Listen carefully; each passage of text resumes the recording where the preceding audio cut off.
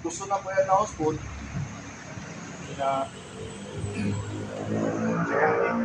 the next 3 months, hindi ko pwede na sa buwan, sa grupo.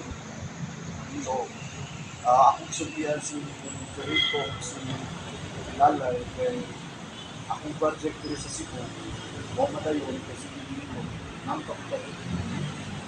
Ang katong dito sa Davao, ako yung dihatag sa buwan. Nabalin ko dito sa Davao.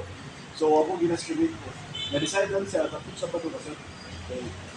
So, masahid ko ito until end of January. And then, ako ginaskilit ko na siya na siya take over. Pero pwede man sa could always ka nang be with us sa mag-zoom lang. Oh, yeah.